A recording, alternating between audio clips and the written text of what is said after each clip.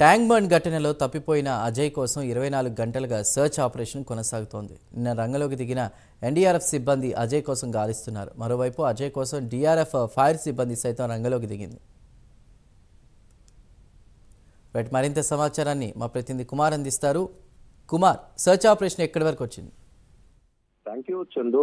ఏదైతే 2 రోజుల క్రితం ట్యాంక్ బండలోని ఏదైతే ఒక బోట్ లో బాణాసంచా పేలుడికి సంబంధించి ఇప్పటికే అందులో మిస్ అయిన ఒక వ్యక్తి కోసం ఇప్పటికే పోలీసులు అయితే గాలిస్తున్నారు. ముఖ్యంగా ఈ సెర్చ్ ఆపరేషన్ 24 గంటల నుంచి కూడా కొనసాగుతుందనే చెప్పొచ్చు.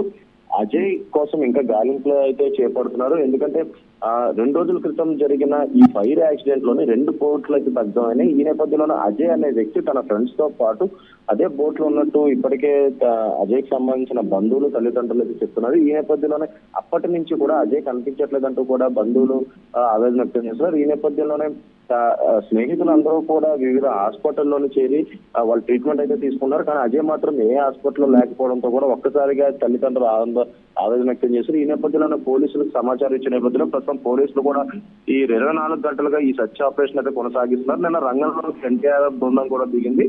అజయ్ ఆచూకీ కోసం డిఆర్ఎఫ్ అలాగే ఎన్డీఆర్ఎఫ్ అలాగే ఫైర్ సిబ్బంది మొత్తం కూడా 24 గంటల నుంచి కూడా అక్కడ సర్చ్ ఆపరేషన్ అయితే కొనసాగిస్తున్నారు ట్యాంక్ బండ్ చుట్టూ కూడా. ఎందుకంటే ఫైర్ యాక్సిడెంట్ జరిగిన సమయంలో అజయ్ ఏమైనా బోట్ లోంచి దూకారా అనే కోణంలో ప్రస్తుతం పోలీసులు అయితే ఈ సర్చ్ ఆపరేషన్ అయితే కొనసాగిస్తున్నారు. ఇప్పటి వరకు కూడా అజయ్ ఆచూకీ మాత్రం ఇంకా లభ్యం కాలేదని చెప్పొచ్చు.